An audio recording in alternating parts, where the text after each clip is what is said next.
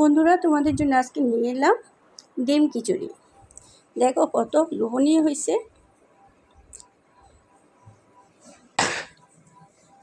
আজকে আমার ভয়েস দিতে একদম ইচ্ছে করতেছে না, তারপরে দিচ্ছি তোমাদের জন্য। তো আমি ডিমগুলো সিদ্ধ করে ফেলতেছি লবণ দিয়ে ডিম সিদ্ধ করলে চুলাগুলো একদম নিমিষে উঠে যায়। তো এদিকে আমি মিষ্টি কুমড়া ছোট ছোট কিউব করে কাটছি, তারপর আলু কিউব করে কাটছি, এগুলাই দেবো আমি। তারপর হচ্ছে মসুর ডাল, আমার মুগ ডাল ছিল না, শুধু মসুর ডাল দিয়ে আমি খিচুড়িটা করছি। তো মসুর ডালগুলো আমি ভিজা দিয়ে দিচ্ছি। ডাল যত বেশি হয় খিচুড়ি ততই মজা হয়। এই তো আমি সবগুলো এখন উপকরণ দিয়ে দিচ্ছি। পেঁয়াজগুলো দিচ্ছি এখানে, ডালের মিষ্টি কুমড়া আর আলুগুলা দিয়ে দিচ্ছি, ডাল দিয়ে দিচ্ছি, আর যা যা মশলা লাগে সবগুলাই আমি দিয়ে দিচ্ছি। তো এগুলা দিয়ে তেল দিয়ে আমি ভালো মতো মেখে নেব। আমি আগে গাদার মতন খিচুড়িগুলো রান্না করতাম, অনেক কষ্ট হতো। এই খিচুড়ি, হাতে মাখানো খিচুড়ি আমি একবার খাওয়ার পর আর এখন আমি ওই গাদামি করি না। এখন আমি সবসময় হাতে মাখানো খিচুড়ি রান্না করি। আমার বাসায়ও সবাই অনেক পছন্দ করে। তবে কালকে, এটা হচ্ছে গতকালের ভিডিও, শুক্রবারের। তো গতকালে যেই খিচুড়িটা করছি একদম নরম টাইপের করছি, সবাই অনেক পছন্দ করছে। এগুলো ভালো মতো আমার মাখানো হচ্ছে। ভালো মতো না মাখালে কিন্তু খিচুড়ির স্বাদটা হয় না ভালো মতো। তো এতক্ষণ যারা আমার ভিডিওটা দেখছো সবাই একটা লাইক দিয়ে দাও। সবাই কেমন আছো বলতেও ভুলে গেছি, সবাই কেমন আছো? আমি আলহামদুলিল্লাহ ভালো আছি। তো যাই হোক, মানুষের ভুল, মানুষ মাত্রই ভুল। আমার হয়তো আজকে ভুল হয়েছে।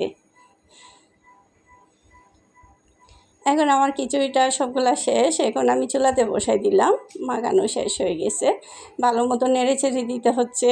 আমার পাতিলটা একদম ছোটো হয়ে গেছে, অনেক কষ্ট হয়েছিল আমার খিচুড়িটা রান্না করতে। চাউল এত বেশি ছিল না, মিষ্টি কুমড়া, আলু ছিল, ডাল ছিল, সব মিলাইয়ে একটু ওভার হয়ে গেছে। দেন আমিও ওইভাবে আস্তে আস্তে করে রান্না করছি, এত তাড়াহুড়া নাই, আস্তে আস্তে এগুলা। আর চাউলটাও একদম পুরাতন, পানি অনেক টানছে। যাই হোক, তারপরেও খিচুড়িটা অনেক মজা হয়েছে। পাতিলটা ছোটো হয়ে গেছে কি হয়েছে, ওইভাবে আস্তে আস্তে করে রান্না করলে ঠিক হয়। অনেকে আছে না, চাউল সিদ্ধ হয় না, অর্ধেক সিদ্ধ হয়, ওইভাবে হয় নাই। এই তো খিচুড়িটা হয়ে গেছে আমার, কত সুন্দর হয়েছে। তো আমার ভিডিওটা এতক্ষণ যারা দেখছো তারা অবশ্যই লাইক দিয়ে দাও, আর যাদের ভালো লাগে তারা অবশ্যই একটা কমেন্ট করবা সুন্দর করে।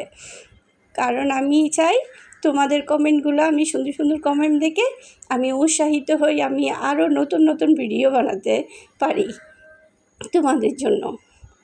এই তো আমি ডিমগুলো ভুনা করে ফেলতেছি। আজকে নাকি ডিম ভুনা খাবে ওরা খিচুড়ি দিয়ে, তাই শুধু ডিম ভুনার খিচুড়ি করছি। তো পেজের বন্ধুরা যারা দেখতেছো, তোমরা যদি ফলো দিয়ে না থাকো অবশ্যই ফলো দিয়ে দাও। আর আমার ইউটিউবের বন্ধুরা আমার ভিডিওটা দেখে এত নাম্বার বন্ধু করেছি, এটা প্লিজ বলবেন না। গতকালও একটা ভিডিওতে আমি দেখলাম একটা আপু এভাবে করছে কমেন্ট, আর এগুলা স্প্যাম আসে চ্যানেলে, অনেক ক্ষতি হয়। আপুরা তোমরা বুঝো না কেন? তো যাই হোক, আমার ডিম বোনা শেষ, আমার রান্নাও শেষ। শর্টকাটে অনেক মজাদার রান্না হয়ে গেছে। এই ফ্রাইডেতে একটু স্পেশাল কিছু না হলে আসলে ভালো লাগে না। তা আমি ভাতগুলা বেড়ে নিচ্ছি। তো আমার ভিডিওটা তোমাদের কাছে কেমন লাগলো আপুরা ভাইয়েরা, যেখান থেকে দেখতেছো না কেন, দেশ বিদেশ থেকে, সবাইকে অসংখ্য ধন্যবাদ আমার সাথে এতক্ষণ থাকার জন্য। তো আজকের মতো এতটুকুই। আর একটা নতুন ভিডিও নিয়ে আবার আগামীকাল তোমাদের মাঝে হাজির হব। তো আমার জন্য, আমার পরিবার জন্য সবাই দোয়া করো, আল্লাহ যেন আমাদেরকে সুস্থ রাখে। আর তোমাদের জন্য অনেক অনেক দোয়া রইল, ভালোবাসা রইল। আজকের মতো এতটুকুই। ওকে, আল্লাহ হাফেজ।